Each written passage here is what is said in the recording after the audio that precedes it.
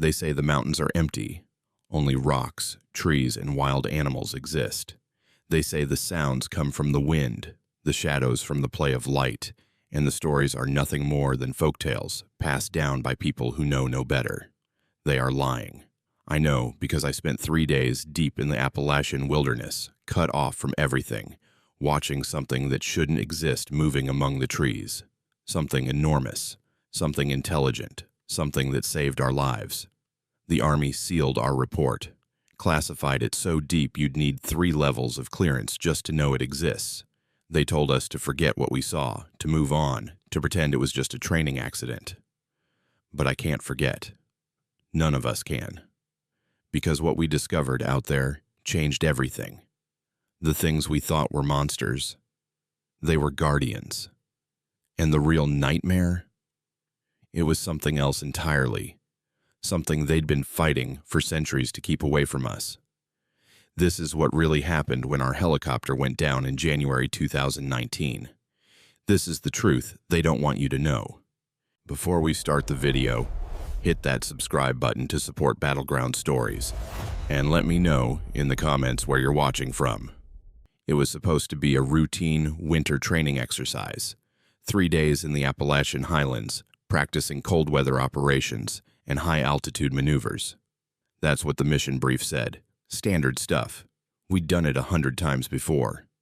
But that night, when our Black Hawk started shaking and the instruments went haywire, I knew this rotation would be different. I'm Lieutenant Mason Clark, and what I'm about to tell you happened in January 2019, deep in the most isolated ridge system of the Appalachian Mountains. The Army will never confirm this story. The flight logs were sealed. The incident report was buried so deep it might as well not exist. But I was there. I saw what lived in those woods, and I'm telling you now, because someone needs to know what's really out there, watching from the tree line, waiting in the frozen silence. We lifted off from Fort Campbell at 1400 hours, 5 of us in that bird. Sergeant Riley Brooks, my second in command, built like a tank and twice as stubborn. Corporal Nate Hunter, our crew chief, always cracking jokes even when things went sideways. Private First Class Owen Mills, the youngest on the team, quiet but sharp, the kind of kid who noticed things others missed. And Chief Warrant Officer Danny Cortez, our pilot, who'd flown combat missions in 3 countries and never lost his cool. The plan was simple. Insert at landing zone Whiskey, a cleared ridge top about 40 miles into the wilderness. Conduct cold weather survival drills, practice alpine movement, then extract 72 hours later. Clean, controlled textbook. The first 2 hours of flight were smooth. We flew over rolling hills, dusted with snow, following creek beds and ridge lines. The Appalachians stretched out below us like frozen waves, endless peaks disappearing into gray clouds. Beautiful in a way that made you forget how unforgiving those mountains could be. Around 1600, the weather shifted. Clouds rolled in faster than forecast, thick and dark, swallowing the sky. Visibility dropped from miles to meters in minutes. Cortez adjusted course, dropping altitude to stay under the worst of it. "LZ Whiskey is socked in," he said over the intercom. "I'm going to find us an alternate." No one argued. Weather in the mountains changed like a switch flipping. You adapted or you died. But then the instruments started acting up. The GPS flickered, coordinates jumping across the screen like they couldn't decide where we were.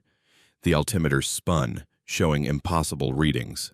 Cortez tapped the panel, cursing under his breath. "We're getting interference," he said. "Something's jamming the avionics." Brooks leaned forward. "Jamming? Out here?" "I don't know what else to call it," Cortez snapped. "Everything's going crazy." That's when the bird shuddered. A deep, grinding vibration that rattled through the frame.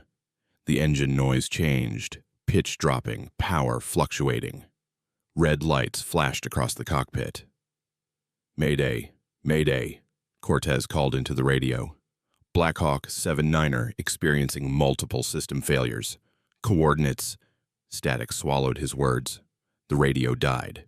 No response from command, no emergency beacon, just dead air and the sound of failing engines. "We're going down," Cortez said, voice flat and calm. "Brace for impact." The world tilted. My stomach lurched as we dropped, spinning through cloud and snow. I gripped the bench, knuckles white, watching trees rush up through the fog. Hunter was praying in rapid Spanish. Mills sat frozen, eyes wide. Brooks just locked his jaw and stared straight ahead like he was daring the mountain to take him. Cortez fought the stick, trying to control the descent. We clipped a treetop, metal screaming. Another impact jolted us sideways. Then the skids hit snow and we slammed down hard, sliding across frozen ground before slamming into a boulder with a final bone-rattling crunch. Silence. For a moment, no one moved. Smoke filled the cabin. Fuel smell mixed with burning electronics. My ears rang. My shoulder throbbed where the harness had dug in. "Sound off," I croaked. "Here," Brooks grunted. "Alive," Hunter wheezed. "I'm good," Mills whispered. Cortez didn't answer. I unbuckled and stumbled forward. He was slumped over the controls, blood running from a gash on his forehead. I checked his pulse. Strong. He was out but breathing. "We need to move," I said. "This bird could cook off any second." We dragged Cortez out into the snow. The cold hit like a hammer, wind cutting through gear, temperature well below freezing. The Black Hawk sat, crumpled against a massive rock outcrop, tail boom twisted. One blade snapped clean off. Smoke poured from the engine housing. Brooks scanned the area, rifle up. "Where the hell are we?" I looked around. We'd crashed on a narrow ridge, trees pressing in from all sides. Thick pines and bare hardwoods, branches heavy with snow. Fog rolled through the gaps, limiting visibility to maybe 50 feet. No clearings, no landmarks. Just endless forest disappearing into white. "Middle of nowhere," I said. Hunter pulled the emergency kit from the wreck. "Radio's fried. Beacon's not transmitting. We got no comms." "What about the handheld?" Brooks asked. Hunter tried it. Nothing but static. "Dead. Same interference that took down the bird." Mills stood at the edge of the ridge, looking down into the valley below. "Sir, we need shelter. Temperature's dropping fast." He was right. Darkness was coming, and with it, killing cold.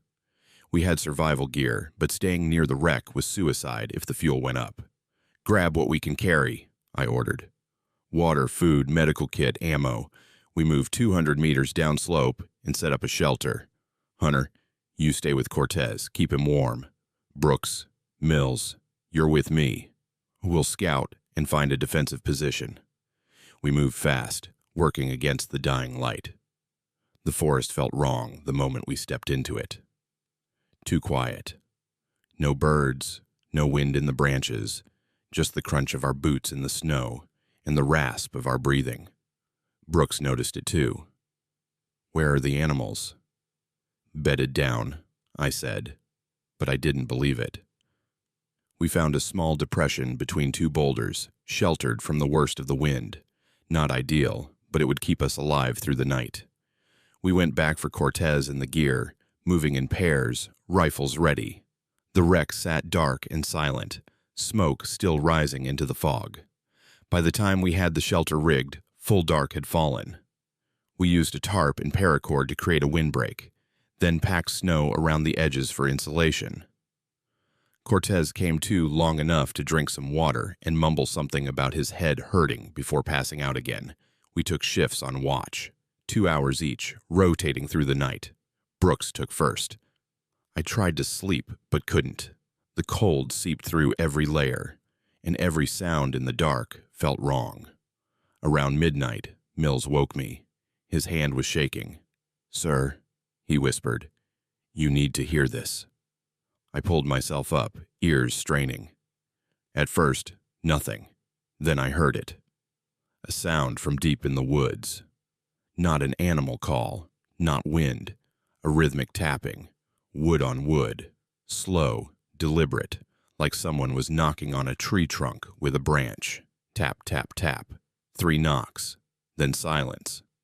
Then from another direction farther off, 2 knocks answering. Brooks was already up, thermal optics scanning the trees. I got nothing on thermal. No heat signatures at all. Could be branches rubbing, Hunter suggested, but his voice carried no conviction. The knocking moved, circling us. Always just beyond sight, drifting through the fog. Sometimes close, sometimes distant, but always that same pattern. 3 knocks, 2 knocks answering. That's not natural, Mills said quietly. That's communication. I wanted to tell him he was wrong, but I'd spent enough time in the woods to know the difference between nature and something else. This was something else. The knocking continued for an hour. Then, just before dawn, it stopped. The forest went completely silent again. Not even wind in the branches. Brooks lowered his rifle. What the hell was that? I don't know, I admitted, but we're not staying here to find out. First light, we find a way off this ridge. Dawn came gray and cold. Cortez was awake, groggy, but coherent. He couldn't remember the crash, just the instruments failing and then nothing. The gash on his head had stopped bleeding, but he was in no shape to hike. We needed a plan. Our position was untenable. No comms, limited supplies, unknown terrain, and something in the woods that made my instincts scream danger. I pulled out the map. Best guess, we're somewhere in this grid square, 30, maybe 40 miles from the nearest road. If we head east, we should hit a fire road within 2 days. 2 days carrying Cortez? Brooks shook his head. That's pushing it. We stay here. We die, I said. Cold, exposure, or whatever's making those noises. Pick your poison. We packed light. Essentials only. Cortez could walk, but slowly, leaning on Hunter for support. Mills took point. Brooks, rear security. I stayed in the middle, trying to navigate by compass, since the GPS was still useless. The ridge was steep, covered in ice and hidden rocks. Every step was treacherous. We moved in single file, watching our footing, rifles slung but ready. The fog never lifted, just shifted around us like something alive. We'd been moving about an hour when Mills stopped. He raised a fist. Everyone froze. "What is it?" I whispered. He pointed. Ahead, carved into a tree trunk, were marks. Deep gouges, parallel lines running vertically down the bark. 4 gouges, evenly spaced, like someone had dragged massive claws down the wood. "Bear," Hunter suggested. Brooks stepped closer, studying the marks. He pulled out his knife and put it next to the gouges. No bear, I know, leaves marks this deep, or this high. He looked up. The gouges started 7 feet off the ground and ran down to eye level. Mills crouched, examining the base of the tree. "Look at this."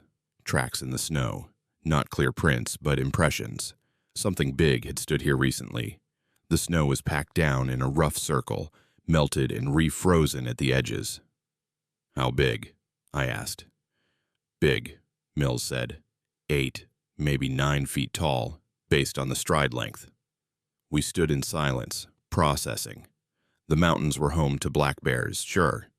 But black bears didn't get that tall, and they didn't leave territorial markers like the gouges on that tree. "Keep moving," I said, eyes open. We pushed on, but the forest felt different now. Oppressive, like we were being watched. I caught myself glancing back over my shoulder every few steps, scanning the tree line, seeing nothing but fog and branches. Around noon, we found more marks. These were on rocks, circular arrangements of stones, balanced impossibly on top of each other. Cairns, but not the kind hikers made. These were deliberate, precise, placed in a line that stretched off into the fog. "This is a boundary," Mills said softly. "Something's marking territory." "How do you know?" Brooks asked. "My grandfather was Cherokee. He told stories about the ridge walkers, things that lived in the deep mountains, older than humans. They marked their land with stones and tree signs. warnings to stay out. Folklore, Brooks said, but his hand tightened on his rifle. Maybe, Mills said, but every story comes from somewhere. We followed the stone line, not because we wanted to, but because it ran in the direction we needed to go. The cairns led us down into a small valley where a frozen creek cut through the landscape. The ice was thick, covered in fresh snow, untouched except for one thing: tracks. Not human, not bear, something else entirely. The prints were massive, each one 18 inches long, 5 distinct toes, deep impressions showing tremendous weight. They crossed the creek in long strides, each step covering 6 feet or more. Hunter crossed himself. Santa Maria. Brooks knelt beside one print. He put his hand next to it. His palm barely covered 2 of the toe marks. This isn't real. This can't be real. But it was. The tracks were fresh, maybe hours old, and they led directly along our intended route. We need to go another way, Mills said. There is no other way, I said. The terrain's too rough on either side. This valley's our best shot. Then we're walking right into its territory, Mills said. We don't have a choice. We moved forward, following the creek bed. Every man had his rifle ready now, safeties off, fingers resting on trigger guards. The prints paralleled our route, sometimes crossing our path, sometimes disappearing into the trees before emerging again farther ahead. Whatever made those tracks was big, and it knew we were here. Around 1400, we stopped to rest. Cortez was flagging, face pale, breathing labored. We gave him water and some of our dwindling food supply. The temperature had dropped even further. My fingers were numb despite gloves. Frost built up on our gear, on our beards, on every exposed surface. We need to find shelter before dark, Brooks said. Another night in the open and Cortez won't make it. I scanned the valley. Up ahead, maybe half a mile, I could see what looked like an old structure, barely visible through the fog, but definitely man-made. There, I pointed. Looks like a cabin or a hunting shack. If it's still standing, we can hole up there for the night. We pushed toward it, moving as fast as Cortez could manage. The structure resolved as we approached. Not a cabin. A fire watchtower, old and weathered, probably abandoned decades ago. The ladder was rusted but intact. The platform at the top was enclosed, windows broken out, but it was shelter. Most importantly, it was defensible. High ground, good visibility, only one way up. This'll work, Brooks said. We climbed the ladder carefully, testing each rung. The platform was small, maybe 10 feet by 10 feet, but it was dry and out of the wind. We brought up our gear and set up a perimeter. From up here, we could see the valley stretching out in all directions. The fog was thinning with the dropping temperature, and the setting sun painted the snow red and gold. Beautiful, desolate, and utterly alone. We rationed out food and took inventory. Enough for maybe 2 more days if we stretched it. Water wasn't a problem since we could melt snow. Ammo was good. Each of us carried 6 magazines, 30 rounds each. 180 rounds total. Against what, I didn't want to think about. As darkness fell, we set up watch rotation again. 2 men on, 3 off. I took first shift with Brooks. We sat in opposite corners, eyes on the forest, listening to the others sleep. You believe in this stuff? Brooks asked quietly. Bigfoot, cryptids, whatever you want to call it. I believe in what I see, I said. And those tracks weren't made by any bear. So what's the play if we see it? We don't engage unless we have to. Our mission is survival and extraction, not hunting monsters. And if it doesn't give us a choice? I looked at him. In the dim light from our red lens flashlights, his face was hard, resolved. Then we put it down, same as any other threat. He nodded and went back to scanning the tree line. The night was clear, temperature plummeting below 0. Stars blazed overhead, more than I'd ever seen. The Milky Way, a river of light cutting across the black. In any other situation, it would have been breathtaking. Here, it just made me feel exposed. Around midnight, the knocking started again. It began far off, barely audible. Then closer, that same pattern. 3 knocks, 2 knocks answering, moving through the valley, circling the tower. Brooks pulled up his thermal optic. Still negative on heat signatures. How is that possible? Maybe it's cold-blooded, I suggested, but I knew that was wrong. Nothing that big could survive this temperature without generating body heat. The knocking continued, sometimes close enough that I could hear the impact vibrating through the wood, sometimes so distant it was barely a whisper, but always moving, always circling, like something was mapping our position. Then Mills woke up. He sat bolt upright, eyes wide, listening. "You hear it?" I asked. He nodded slowly. "It's not just knocking. There's a pattern, a rhythm." We listened closer. He was right. The knocks weren't random. They followed a sequence. 3 quick, 2 slow, pause. 3 quick, 2 slow, pause. Over and over. "It's talking," Mills whispered. "That's communication." "With what?" Brooks hissed. "With others. There's more than one." As if to confirm his words, a new sound joined the knocking. A low, resonant call echoed through the valley. Not a howl, not a roar. Something in between. A vocalization that was almost human, but wrong, layered with harmonic undertones that made my chest vibrate. Another call answered from the opposite end of the valley, then another from a third direction. "We're surrounded," Brooks said. The calls continued for 10 minutes, overlapping, creating a chorus that filled the night. Then, as suddenly as they started, they stopped. The forest went silent again. Even the wind died. In that silence, I heard something else. Movement. Not in the valley. On the ground. Right below the tower. I moved to the edge of the platform and looked down. In the starlight, I could make out the snow below. And in that snow, fresh tracks. Something had walked right up to the base of the tower while we were listening to the calls. The tracks circled the structure. 4 times around, each circle tighter than the last, spiraling inward until they stopped directly beneath the ladder.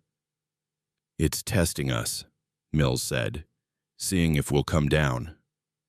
"Well, we're not that stupid," Brooks muttered. We watched the tree line for the rest of the night. Nothing moved. No more sounds. Just cold, still darkness, and the weight of unseen eyes. When dawn finally broke, pale and gray, we found something at the base of the ladder. A large stone placed deliberately on the bottom rung, and beside it, arranged in the snow, a pattern of smaller stones. 7 of them, laid out in a specific shape. Mills climbed down to look. He stood there for a long moment, then called up. "It's a message." "What kind of message?" I asked. "A warning. This symbol my grandfather taught me. It means, go back. The creatures here, they don't want us in their territory." "Too bad," Brooks said. "We're not staying." But as we packed up to move out, I couldn't shake the feeling that going back wasn't an option anymore. The wreck was behind us, and the way forward led deeper into their land. We were in their world now, and they were going to make sure we knew it. We left the tower at first light. No one talked about the stone message. No one had to. We all understood we were trespassing, walking through territory claimed by something that had been here long before we crashed, and would remain long after we left, assuming we got out at all. Cortez was worse. His skin had taken on a gray pallor, and he stumbled more than walked. Hunter kept him upright, but I could see the strain on both of them. We needed real help. A hospital, not just first aid and hope. The valley narrowed as we progressed, funneling us between steep ridges. The terrain was brutal, jagged rocks hidden under snow, deadfall blocking paths, ice-slicked slopes that threatened to send us tumbling with every step. We moved slow, too slow, burning calories we couldn't replace. Around mid-morning, Mills found another marker, This time, a tree had been stripped of bark in a perfect vertical line, 8 feet high, the exposed wood underneath carved with deep grooves forming symbols I didn't recognize. "What's it mean?" I asked. Mills studied it, running his fingers over the marks. "It's a boundary marker. We're at the edge of the inner territory now." "Inner territory?" Brooks scoffed. "What?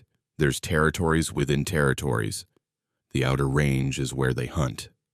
The inner range is where they live. My grandfather said, if you ever saw marks like this, you turned around, no matter what." "We can't turn around," I said. "Our only way out is forward." Mills looked at me, and I saw something in his eyes I didn't like. Fear, but also resignation. Like he'd already accepted we weren't making it out. "Then we need to move fast," he said, "and quiet. If they decide we're a threat, they won't warn us again." We pushed on, hyper-aware of every sound. The forest felt alive now, not with animals or birds, with presence, like something was pacing us just beyond sight, watching every move, evaluating whether we were worth the effort to eliminate. Hunter was the first to see it. We'd stopped to adjust Cortez's makeshift sling when Hunter froze, staring into the trees off our left flank.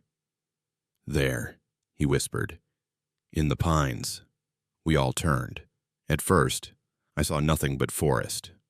Then the shape resolved. Standing between 2 massive pines, partially obscured by branches, was a silhouette. Massive. Easily 8 feet tall, shoulders impossibly broad, arms hanging past its knees, covered in dark fur that blended with the shadows. It wasn't moving, just standing there, watching us. "Don't run," Mills whispered. "Don't show fear. Keep moving slowly." We did, each step measured, deliberate, rifles held low, but ready. The figure watched us pass. I kept it in my peripheral vision, fighting every instinct to turn and look directly at it. We covered 50 yards before I risked a glance back. It was gone. "Did anyone get a clear look?" Brooks asked, voice tight. "Big," Hunter said.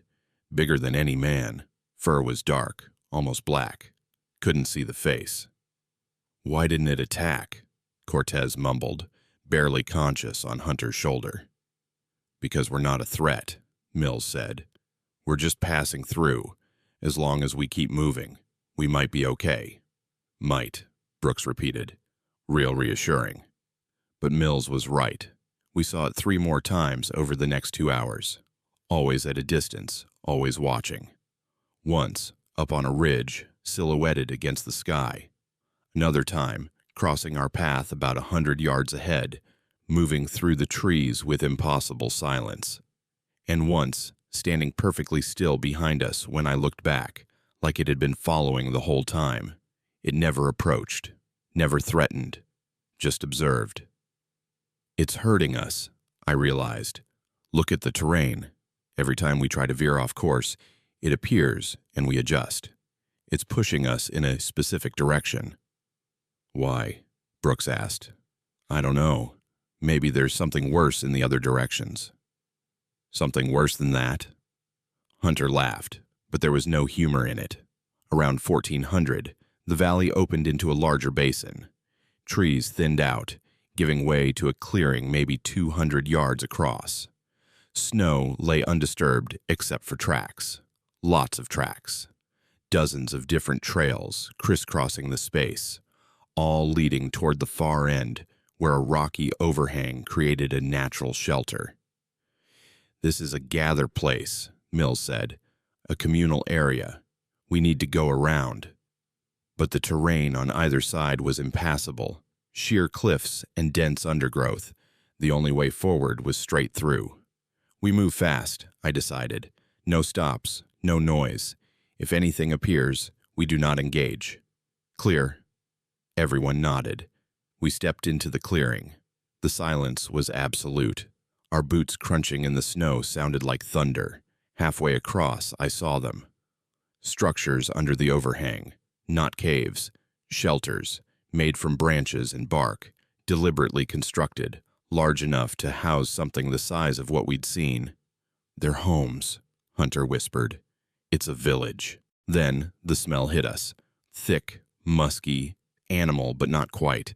It rolled over us in a wave, making my eyes water. The same smell from the crash site, but concentrated, overwhelming. "They're here," Mills said. "All around us." I turned slowly, scanning the tree line. Nothing. But the feeling of being watched was so intense it was physical, like pressure against my skin. Then I saw movement. Not one figure, multiple. Stepping out from behind trees, emerging from the shadows. 6, 7, 8 of them, all massive, all staring at us with eyes that caught the light like amber glass. "Don't run," I said, voice steady despite the fear threatening to choke me. "Back away slowly, toward the far side." We moved as one, keeping our spacing, weapons ready but not raised. The creatures watched but didn't advance. They stood in a loose semicircle, blocking retreat but leaving the forward path open. One stepped ahead of the others, bigger than the rest, fur graying around the face, shoulders scarred with what looked like claw marks. This one was old. Alpha, leader. It tilted its head, studying us. Then it did something that made my blood run cold. It lifted one massive hand and gestured, not random movement. A deliberate pointing motion, toward the path ahead, toward the way out of the basin. "It's showing us the way," Mills breathed. The gesture was unmistakable. "Go that way. Leave. Now." "Move," I ordered. We walked, keeping our eyes forward, resisting the urge to look back. The creatures let us pass. I could feel them behind us, watching, but when I finally risked a glance over my shoulder, at the edge of the clearing, they were gone. Disappeared back into the forest like they'd never been there. "They could have killed us," Hunter said, voice shaking. "We were completely exposed." "They didn't want to kill us," Mills said. "They wanted us out of their territory." "Then why herd us through the middle?" Brooks asked. "Why not just let us go around?" "Because," Mills said slowly, "they were showing us something, proving they could have taken us any time but chose not to. It was a demonstration of power and mercy." We move faster now, driven by adrenaline and the desperate need to put distance between us and that clearing. The terrain started sloping upward, and through breaks in the canopy, I could see we were approaching another ridge. By late afternoon, we'd climbed high enough that the forest changed. Fewer pines, more bare hardwoods, wind stronger. And there, visible through the trees ahead, a break in the landscape. "Is that a road?" Hunter asked. I pulled out the binoculars. A thin line of gravel cut through the forest, barely maintained. Probably a fire access road. But it was man-made. Civilization. "That's our ticket out," I said. We pushed harder, energy renewed by the sight of escape. Cortez even managed to walk on his own for stretches. The road grew closer. 1 mile, half mile, 300 yards. That's when we heard the sound. Not from behind us, from ahead. A scream, high-pitched and terrible, echoing through the trees. Then another, overlapping the first. Not the deep vocalizations we'd heard from the creatures. This was different. Wrong. Like nails on a chalkboard mixed with a dying animal. "What the hell is that?" Brooks raised his rifle. The screams came again, closer now. And with them, a crashing through the undergrowth. Something running, fast, coming straight toward us. "Defensive formation," I ordered. "Mills, Hunter, flanks, Brooks, center. I've got rear." We formed up just as the first one burst from the trees. It wasn't like the creatures we'd seen before. This thing was smaller, maybe 6 feet, but it moved wrong. Hunched over, loping on all fours, limbs too long and jointed at odd angles. Its body was covered in patchy fur, skin showing through in places, gray and diseased-looking. The face, God, the face, was elongated, mouth too wide, filled with broken teeth, eyes sunken and white. "Fire!" I shouted. Brooks squeezed the trigger. 3-round burst caught its center mass. It stumbled, shrieked, but kept coming. Hunter fired, rounds tearing into its shoulder. It spun, snapping at the air, but didn't go down. Then 2 more emerged from the trees, same twisted, wrong shapes, moving with that horrible, loping gait. "What are these things?" Hunter shouted, firing controlled bursts. "Hollowborn," Mills said, his voice barely audible over the gunfire. "The stories, they talked about these. The corrupted ones, failed transformations. They're feral, mindless." One of them got close enough that I could smell it. Rotting meat and sulfur. I fired point blank, rounds punching through its chest. It finally collapsed, twitching in the snow. Brooks dropped another one. Hunter wounded the third, sending it limping back into the trees, screaming that horrible sound. We stood in defensive formation, weapons up, breathing hard, waiting for more. Silence fell. No more screams. No more movement. "Everyone okay?" I called out. Sound off confirmed. No injuries, but we'd burned through almost half our ammo on 3 targets. "We need to move," I said, "like now. If there's 3, there's more." We ran, as fast as Cortez could manage, which wasn't fast enough. The road was so close, maybe 200 yards, but it felt like miles. Behind us, we heard more screaming, more crashing. They were coming back, with friends. 50 yards from the road, we heard something else. Not the Hollowborn. Something bigger, moving parallel to us through the trees. Fast. I risked a glance. One of the creatures, the Ridgewalkers, was running alongside us, not pursuing, pacing, like it was racing us toward the road. Then I understood. "It's protecting us," I shouted. As if confirming my words, one of the Hollowborn burst from our right flank, shrieking, heading straight for us. The Ridgewalker intercepted it. The collision was brutal. 8 feet of muscle and power met 6 feet of corrupted fury. The Hollowborn didn't stand a chance. The Ridgewalker grabbed it by the neck and simply snapped it, tossing the body aside like garbage. 2 more Hollowborn came from the left. Another Ridgewalker appeared, this one smaller, maybe 7 feet, moving with frightening speed. It grabbed both Hollowborn and slammed them together, skull meeting skull with a wet crack. "They're fighting them," Hunter gasped. "They're protecting us from the Hollowborn." We reached the road. Gravel under our boots felt like salvation. I turned back to the forest. The Ridgewalkers stood at the tree line. 3 of them now, creating a barrier between us and the Hollowborn. Behind them, I could see more of those twisted, corrupted things trying to get through, but the Ridgewalkers held the line. The big one, the alpha with the scarred shoulders, met my eyes. For a moment, we just stared at each other. Human and something else. Both intelligent, both trying to survive. It nodded. A simple, unmistakable gesture.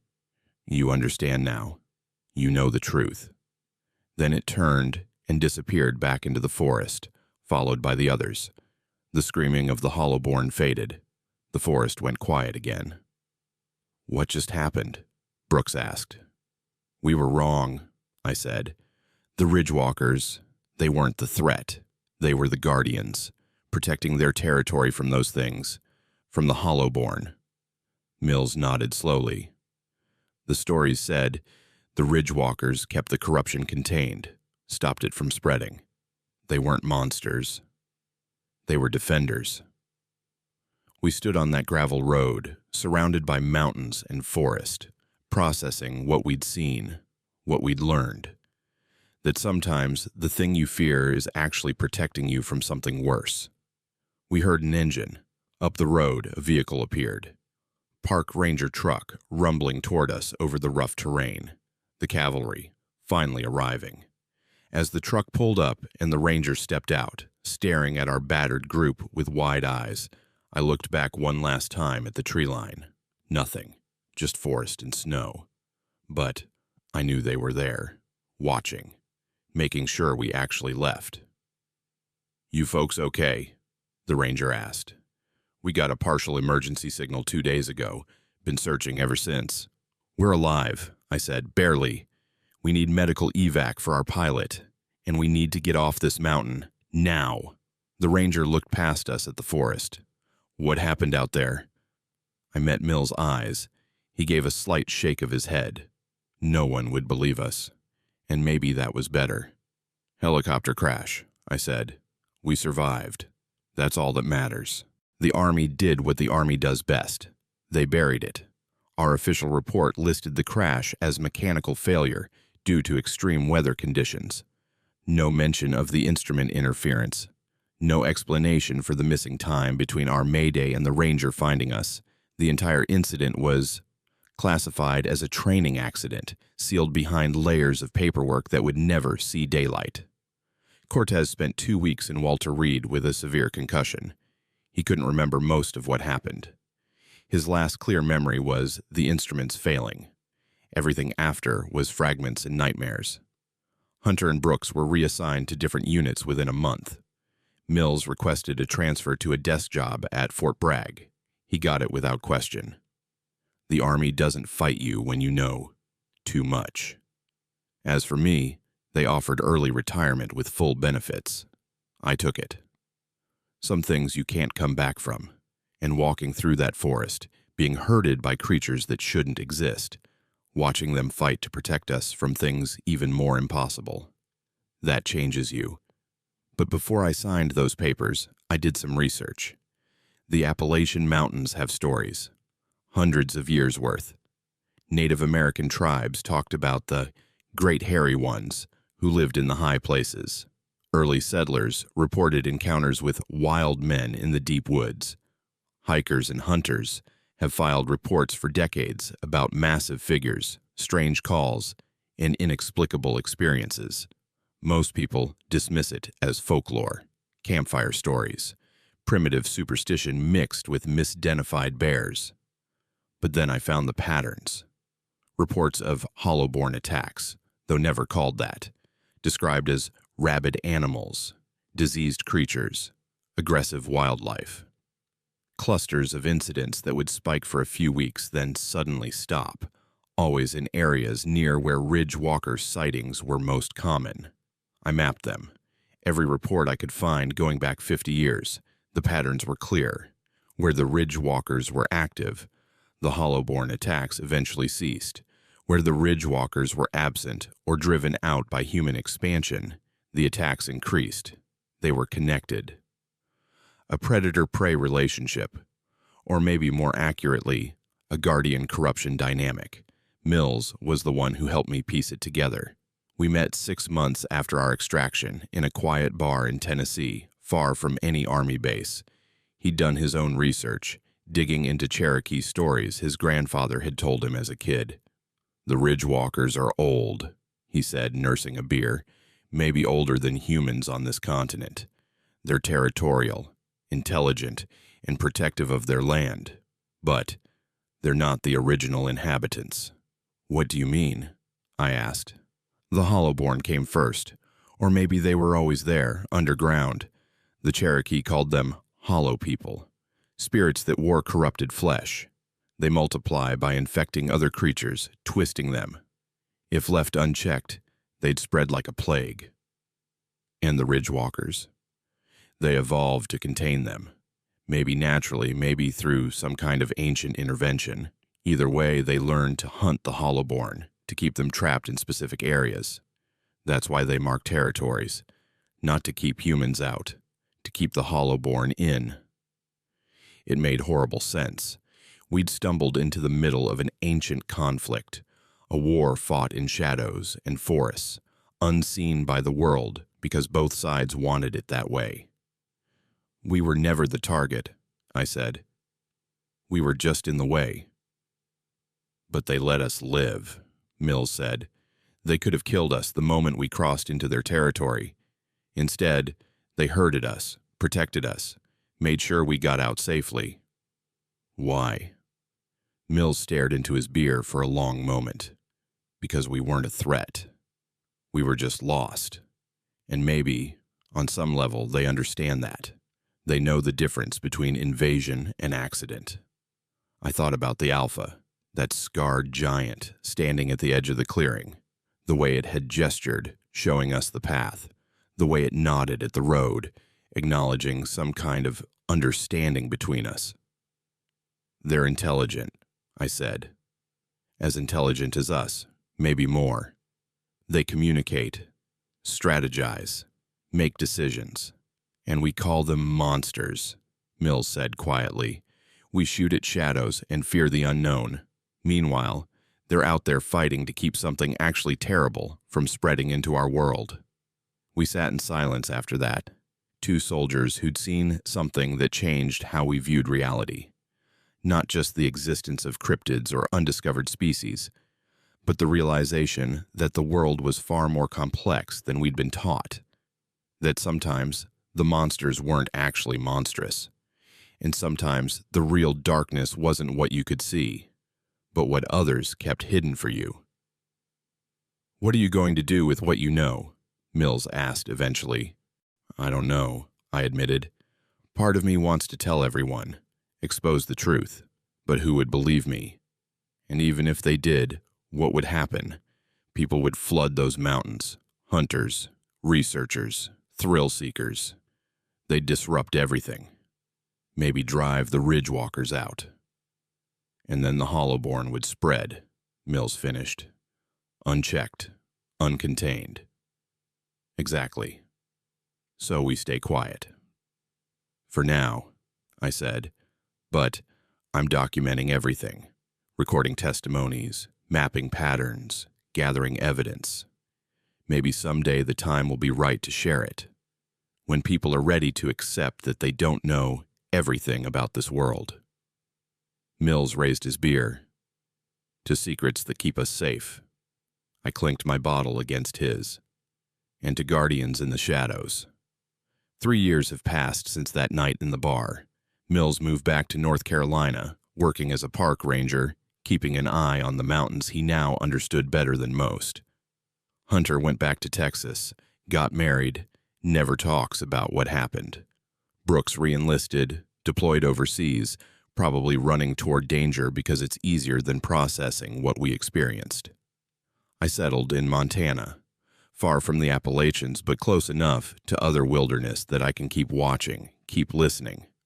I've collected dozens of reports now, not just from the Appalachians, but from the Cascades, the Rockies, the deep forests of the Pacific Northwest.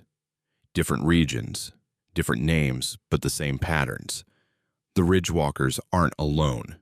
They're part of something bigger, a network of intelligent, hidden species that have learned to coexist just beyond human perception.